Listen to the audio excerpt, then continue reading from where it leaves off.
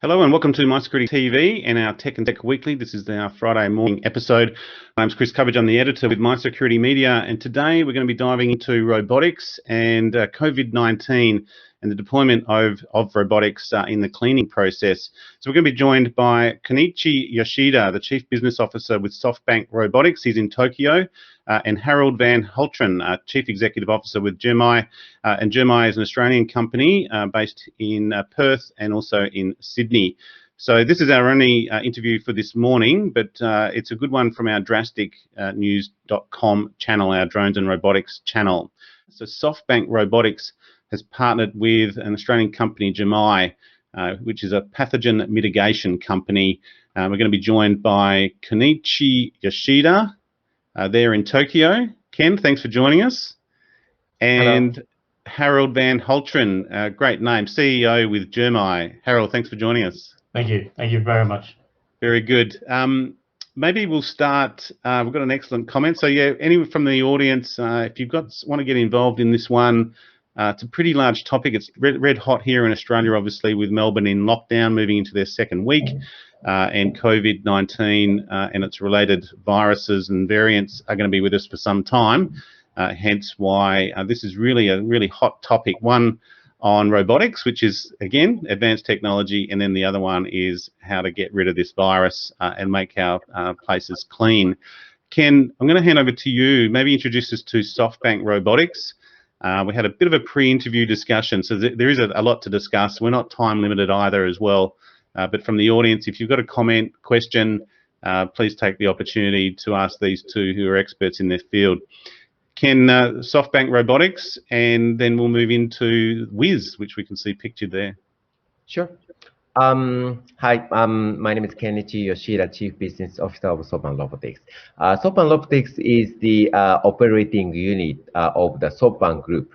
And we are the leading professional service robot company in the world. And we are providing the cleaning robot or trade delivery robot for the restaurant, logistics robot for the logistics industry. And we are collaborating with the SoftBank Vision Fund, which is the venture capital, focusing on AI and robotics. And we usually develop the product with the portfolio company to do the go-to-market for the vertical. And Whiz is the global #1 professional cleaning robot with the #1 market share. And we already deployed the more than 10,000 units of the Whiz worldwide. But after the COVID-19 pandemic, this is not only the cleaning issue, but also the disinfection of the COVID-19 virus. So, you know, from the last year, there are a lot of use case for the disinfection. And today met the GERMii for the disinfection add-on for the Whiz. So that's kind of the perfect match for the cleaning as well as the disinfection. Now, and SoftBank, we just mentioned, we started hearing about you sort of 2018 with a $300 million fund. What's the range of robots that you've got? And then we'll move into Whiz. So where does Whiz sort of fit into the robot portfolio? Yep. On the top of Whiz, we are providing the trade delivery robot. I mean, serving restaurant customer. That's another use case. The other use case is the logistics robot. We invested the auto store. That is the kind of the storage robot in the warehouse. Or we invested the Berkshire Grey, which is the robot to do the piece picking for the logistics. So that kind of the robot we are handling. Nice. And so how long has Whiz been around? So you've been in the market for a while. It is an industrial cleaning robot, right? Yes, we launched 2 years ago, but initially it's just a clean. It's more like against COVID-19. Okay, and Harold, this is where you come into play. Maybe your background with GERMii. You're an Australian company, Perth-based. You're here in Sydney as well, though. But yeah, introduce us to GERMii, and then we'll talk about the partnership and how you two are working together. It all came about last year when we were watching the entire pandemic unfold globally, and we were in and you may have seen the newspaper article about us. Some of our engineers were sitting around a room watching this news broadcast, and we all looked at each and said, we can do a better job than this, far more effective, obviously chemical-free, and be able to get it to market. So on that point, we pivoted and started developing surface and air sterilization technology, adapting what we're doing with water and some of the other areas in sterilization. We produced a range of products and went straight to market. I mean, as soon as we could make a unit, it was out the door. And then in August of last year, through the SoftBank's Australian directors and a mutual friend, asked, can we come up with a solution for robotic sterilization? They sent me a robot. We played with it for a while and brought it to market, and we're just away with it. And it's hard to describe. So you're it was termed here a pathogen cleaner. What business were you in at the time, or are you coming at from the science perspective of you knew how to kill a virus rather than just with alcohol and disinfectant? And hydrogen peroxide. Yeah, we were dealing in water sterilization for a long time, and we've been also in this space since 1992. But the pandemic has brought all of that into really, really sharp focus, and we just had to come up with a chemical-free solution. Yeah, we do a lot of work in IT, and you can't spray chemicals on keyboard servers or high-touch areas, for example, or a keypad for that matter. And the simplest and most effective solution is light. So talk us through the UV ultraviolet light and what that does. What's the sort of the distance or the strength of that light, or how long is it required for? Okay. What's the science there? The science is it's simple but complicated. I'll give you the if you can't explain it to a 6-year-old person. Okay, so UVC in a very narrow band of its frequency at 257.3 is lethal to all pathogens, and I mean all pathogens: mold, bacteria, all viruses, not just COVID, fungi, etc. Okay, there's no defense to it. So what we've done is using low wattage lamps, and bringing those lamps to a surface allows us to then apply that irradiation to that surface and eliminate any pathogens that may be on that surface. Now, we call it mitigation because what we also know is the Pandora effect. We may clean a surface right now, but it's only as clean as the next person who touches it or the next thing. So we mitigate the risks by removing the likelihood of a pathogen being there. And as I said, all pathogens from mold and fungus right the way through. And that's really important for floors. Damp, wet floors or damp, wet carpets hold mold and bacteria. That bacterium survive, provide a food source for a fungus, or allows it to live on. So by able to bring UV light directly to a carpeted surface, or a hard surface for that matter, we're irradiating any pathogens that may be there. Even if they're in water? Even if they're in water. Okay. And does UV light dissipate over a distance? Does it, as long as it meets that strength, or how good it's a very weak form of radiation, so and that's why we're so well shielded from it by the atmosphere. It's a naturally occurring part of the solar spectrum. And because it's so weak, that's why we bring it to the surface. We effectively bring it down to where it is going to be most effective. And as we've learned about this pathogen and others, it's airborne, but it doesn't stay airborne for a while. After a while, it does gravity. It comes to rest somewhere. And as we saw with the cruise ship that had that other problem early in the piece, even after 17 days of cleaning, the virus remained active. Yep. So if we're able to get to it as soon as it falls, so to speak, we're treating it. And so the solution here was SoftBank and GERMii have got together to go, okay, well, now we need a way to distribute that UV light in a controlled format. Ken, maybe talk us about how that robot operates. What's the process of deployment? Let's say I'm a customer and I'm interested in this. Okay, so Whiz is the professional cleaning robot rather than the consumer home cleaning robot like Roomba. Yeah, this is industrial grade, right? Yeah, industrial robot. So for the day one, all the janitor have to do is normal cleaning. We can use the Whiz for the normal vacuum cleaner, but it's more like a teaching for the lab. And then for the day 2, all the janitor have to do is just press the button, replay yesterday, and then you can do the same route as they did yesterday. But there is some obstacle, or let's say box on the lab. So robot detour, or let's say someone is walking around. So maybe robot stop. So it's more like an autonomous driving car. Yep.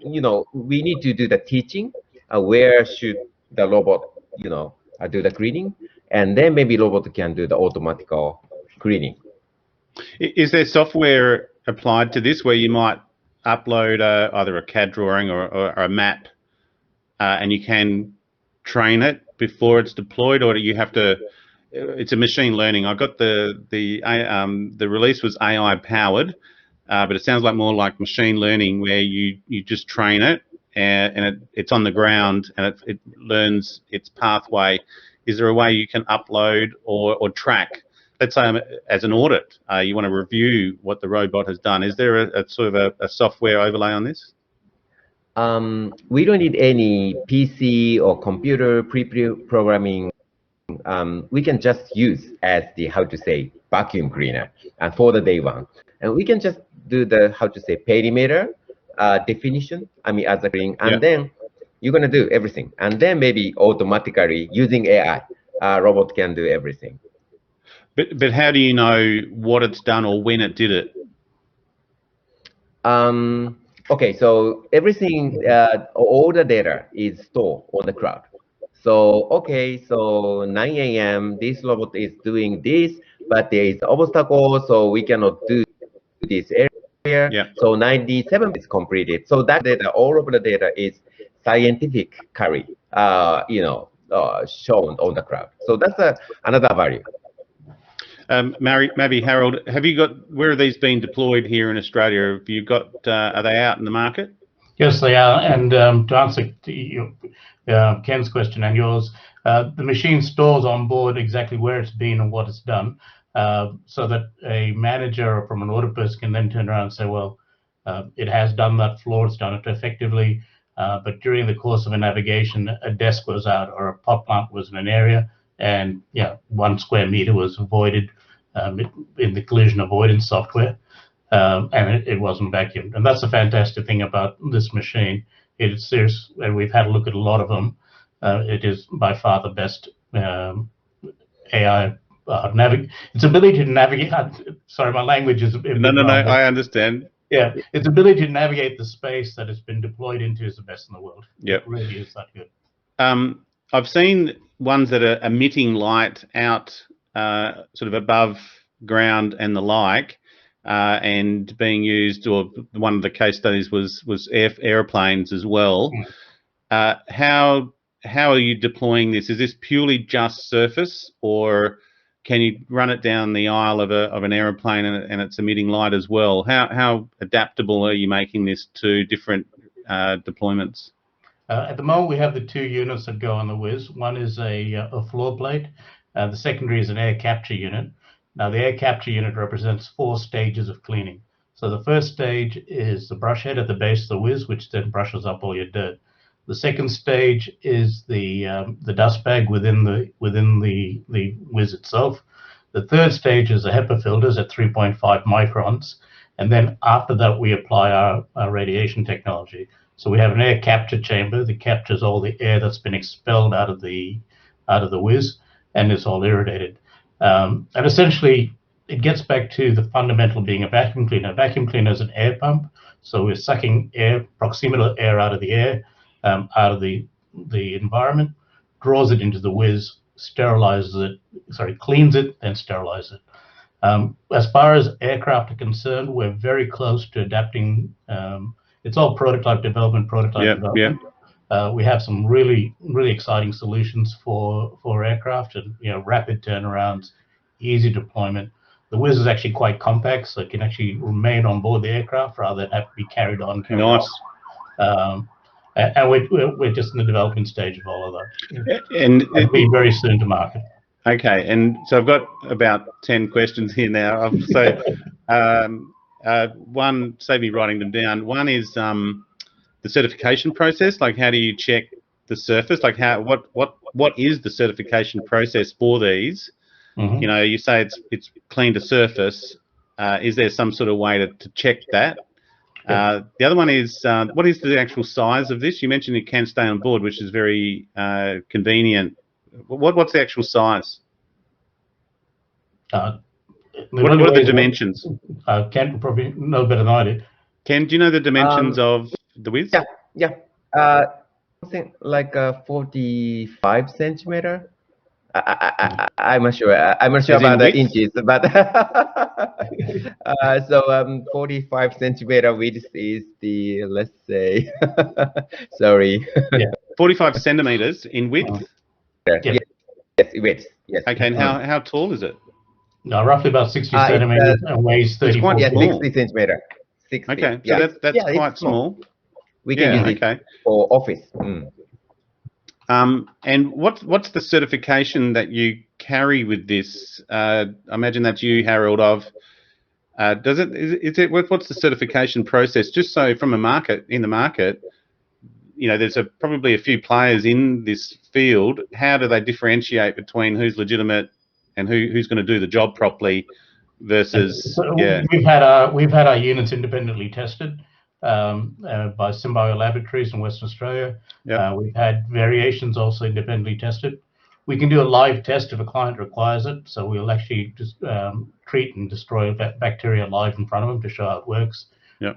But there are a number of devices that we can use. There are dosage meters that record the amount of radiation a service has received and what pathogens are dealt with. So all your MSRAs, all your golden staph, your influenza viruses, roughly about 1,200 microjoules of energy at 1 centimeter will deal with them, and we can meter that. We can actually hold a meter up against it and say, well, here's 1,500 microjoules of energy, here's 2,000 microjoules of energy. We then go to what's called a flounce table, and from that table we can then determine immediately, you know, what's there and what's not there. So they come pre-calibrated, I imagine. What's the process for you to deploy it to? So where does that happen? Where does the calibration happen? I imagine SoftBank are providing the base of the robot, you know, the sort of the basic robot process, and then you're reapplying it here and then calibrating them to deploy. Okay. Yeah, that all happens in Perth. And that all happens in Perth. Yes. Okay. What's the business model? Do you lease these out or are you selling them? Good question. Yeah, we're leasing them, we're selling them, we're renting them. Anything that gets them out there effectively. We've got demand is just it's a bit intimidating, the amount of demand we've got. Well, that was my next question: is how much interest is in this? Yeah, and we're getting it out to our clients as best we can, different models for them. What we do is the calibration's the only issue, so we do an annual service fee. Right. We will take the unit back, we recalibrate it, refurbish it. So it's like a lifetime guarantee. As long as you maintain the annual service, the machine will last as long as you can do. Because I imagine they're being deployed every day for most places, and if it's relatively small, is the size a little bit of a limitation? Do you find, you know, SoftBank, you're going back to SoftBank to say we need kind of bigger ones, or how are you finding it actually in the field in terms of what it can do and the speed that it runs as well? Because I'm thinking, okay, an airport, for example, or a hospital, you know, these are quite large areas and these are relatively small robots, so they have to do the whole area. What speed is it running at, and can you control that? Anyone? Yeah, so the machine runs for about 3 hours on a single charge, right? And covers about 1,500 square meters. So it's very, very effective. 1,500 square meters in 3 hours. Okay. Yeah. And even quite for quickly. Go, Ken. Sorry, Ken. Yeah. Sorry. Even for the very big space like airport, well, you know, a lot of Whiz are used. In that case, that we need not only the one unit of the Whiz, but also that the several, 5 of a Whiz, 10 units of a Whiz. Even for the one building, basically we use typically 7 units of the Whiz, 10 units of the Whiz to finish the all of the, how to say, sanitization and cleaning. So, we need, many Whiz for the facility. But Very good. definitely there are a lot of big, cleaning robots. So we can combine. Yeah. Okay.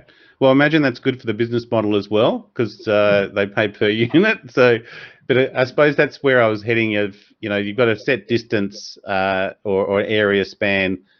For whatever the client requirements are, they'll know what their area span is. And I take it these are self-charging, so they're autonomous. You don't need to. There's no management of it day to day. They'll just function, recharge. They go back to their charging station and that type of thing. Actually, we don't have the, how to say, self-charging function. Okay. Rather, we have the, how to say, replaceable battery. Janitorial process, 60 or 70% still, we need human. For the restroom cleaning, or let's say, sanitize the elevator button. So it's more like a, how to say, tool for the human janitor. Press the button, go this way, and press the button, go this way. And while robot is doing the sanitization, we are doing restroom, or we are doing the, yes. So it's not more like a, how to say, replaceable battery rather than the auto charging. And can they do? How much memory have they got? So could you take them? I'm thinking like a cleaning crew. They might have a number of clients that they work with, and they take them to different facilities. It obviously has different uploads in terms of that space that it can do and different memory. Yes. Basically, the robot can memorize the route. Okay, first floor, second floor, or let's say weekday route. So hundreds of the, it's all, everything is stored on the cloud. So we can just download. Okay, this is a weekday, rainy day route. And then maybe we can just press a button. So it's many, unlimited. Okay, you don't want to lose it. It's got the whole floor plan inside, so don't lose the robot. Okay, well look, the interest. What's currently happening? I suppose that's one question. We're hearing here in Australia a lot about quarantine hotels and breaches of safety. What's the current process? And how does that compare in cost to this potential solution? Maybe over to you, Harold, on that one in terms of... From an operating perspective, if you take away the chemical component, our operating costs are about 1 cent a day to provide the sterilization. So the other, the other sales guys have done the numbers, but it's about a 90% reduction, and I can send you some details about that. A 90% reduction in operating costs versus chemicals. Now, what the great thing about the Whiz and the GERMii adapter is it can be used hot. So, for example, you're in a hotel foyer, the Intercontinental down the road here. The Whiz can be operating whilst people are moving around, going about their business. Its collision avoidance software stops it bumping into things and running into people, and it just goes about its job, sterilizing the floor, sterilizing the air as it moves. So that can then goes to hotel corridors, the rooms themselves that for handovers and the like. So it's got many applications in that space. We've been trialed in a few of these hotels, but it's a bureaucratic process that takes that turn, but they do turn, and we'll get there with it. Well, that's why I was asking about that certification. If you can go in there with a certification or some sort of accreditation to say, yep, this is all checked off and these can be deployed. There's a cost benefit there.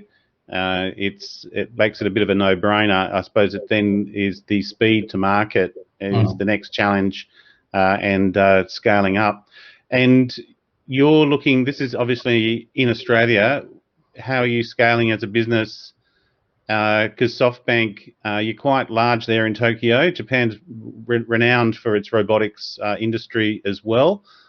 Is GERMii the only partner in this field for Australia, and how are you looking to expand this out and make it almost a standard approach, I imagine, in COVID-19 sanitisation? The client in other countries such as the US and Europe, they really want the, how to say, disinfection, function add-on. So we can easily add the GERMii function on the top of the existing, Whiz client. So we are discussing that how to deploy the function, not only the Australia, but also that all over the world. Very good. Okay, and just to clarify, you are doing an open, you mentioned in terms of the ultraviolet light, it's not just on the floor, but you are doing one that does kind of the air and the like in more open UV deployment? Yes. Yeah, so we have a range of products that also include static and handheld surface products that complement the Whiz and the way in which the Whiz operates. So as Kent mentioned earlier, for example, the Whiz can be vacuuming a floor in an office, and they could be, for example, a major law firm managing partners, high-end individuals who can't afford to get sick and has dramatic effect on them. So whilst the Whiz is vacuuming the floor for the one, that then frees up the cleaner to be using our handheld units and sterilizing surfaces. So the mundane up and down the floor work is taken away by the robot. Frees up the cleaner to then deal with all the surfaces, desktops, high touch areas, etc., restrooms, cleaning rooms, lunchrooms, and then we provide a complete solution. What we've learned is that facilities managers don't like leaving lights on for big, long periods of time. So static installations just add to the building's operational cost. So by passing that cost, for want of a better word, that operational capacity back to the cleaner then provides the sterilization. And because it's chemical free, it's done at we're looking at $5 a liter for antivirals. It's 1 cent a day to run the lamp. And that's something that the cleaner is obviously the best person to continue with that in terms of everything stored away in the sort of the janitor closet, for want of a bit of a term. And I take it these are available without the need for sanitization. These can just be normal cleaning robots for a warehouse or the like, where they just want to keep the surface clean, vacuumed and the like. These are deployed otherwise. Can you mention how many of these are deployed around the world already? Over 10,000. How many? Sorry, I'm sorry. 10,000 units, or over 10,000 of these units. Okay, so it is the the desanitization of COVID-19 and related viruses, which is the new aspect. So, okay, look, very interesting. We did have one as when are governments going to start using this technology? Harold, these are already deployed. Are you satisfied with the amount of interest? Or you said you're overwhelmed, or it's intimidating. I suppose we'll close off on that. Are you satisfied with the amount of interest? The door's opening for you to say, we've got a solution here, we'd like to trial it with you and see how it runs? Yeah, Chris, the short answer is yes, of course we are. We've programs such as yourself are raising awareness, and it is a no-brainer. When you apply, there's no such thing as overdosing with light, if you understand what I mean. Yeah. You can't apply too much light to a surface. You can't apply too much chlorine bleach. You can't apply and there's just chemicals you're taking home or you're putting into a place. So yeah, we're getting there. We're getting lots of traction. We're moving into the Singapore market. We're now moving into India as well. Huge responses there. So it's all good and exciting stuff. Nice work. One of our partners in India has already reached out. I told him that we had you on today, so it might still be a bit early over there at the moment, but he'll probably reach out to you direct. I'll put him in contact with you, Harold. Thank you very much. Thank you. I appreciate it. We'll go from there. Yeah, he's very keen, and it's where I learnt that other sort of solution running down the aisle of an aeroplane. He only reached out last week or the like, looking for a solution. So there's a lot of interest in this, no doubt, and with Melbourne in its second week of lockdown and continued debate here in Australia on quarantine. I imagine it's the same everywhere. In fact, Tokyo, good luck with the Olympics there, Kent, and hopefully your own issues there in Japan sort of settle down over time. COVID-19 is going to be with us for a period of time, and I think you two are in the right business, bringing both pandemic response and robotics together and seeing robots deployed against COVID-19. So on that note, I'm going to close off. We've been joined by Kenichi, Yoshida, or Kent, the Chief Business Officer with SoftBank Robotics in Tokyo, and Harold van Haltren, the Chief Executive Officer with GERMii. If you want to know more, it is on our drasticnews.com channel with our drones and robotics. You can check out the stories, and also on our smartcities.io channel. Ken and Harold, thank you very much for joining us. I'll put you backstage and close off for the show. Thank you, Thanks Chris. very much. Thank you very much this morning. Cheers. Thanks, guys. Very interesting. And just to close off today, that was our only session. Our report of the day is from a report commissioned by the Internet Society, and this is the economic impact of laws that weaken encryption, and looking at Australia's TOLA Act, which is the Telecommunications and Other Legislation Amendment Assistance and Access Act 2018, and this is the one that can force companies that get served with a TOLA to open up their encryption. The TOLA has the potential, the report found, to result in significant economic harm for the Australian economy and produce negative spillovers that will apply that harm globally. The industry is not happy about this legislation, but it's one of those things. So this is a report on the My Security Marketplace. Welcome to check it out. I'll just grab one of the figures out of this. For those 58 cases aware of TOLA, personally feel negative, 62%. Personally feel neutral, 16%. Personally feel positive, 10%, and no answer, 12%. So 60% felt negative on this legislation on the 58 cases that were aware of it. And I think it's that awareness that is an issue as well. So look, that's it from us on the marketplace this particular week. Thank you very much for joining us. We'll be back on Tuesday with looking at WordPress and the WordPress platform. And you can also join us on Tuesday at 1 o'clock Australian Eastern Standard Time for the Security Consultant Insights series for episode 2, looking at the physical and cyber security balance. So thank you very much. Enjoy your weekend, and we'll see you next week.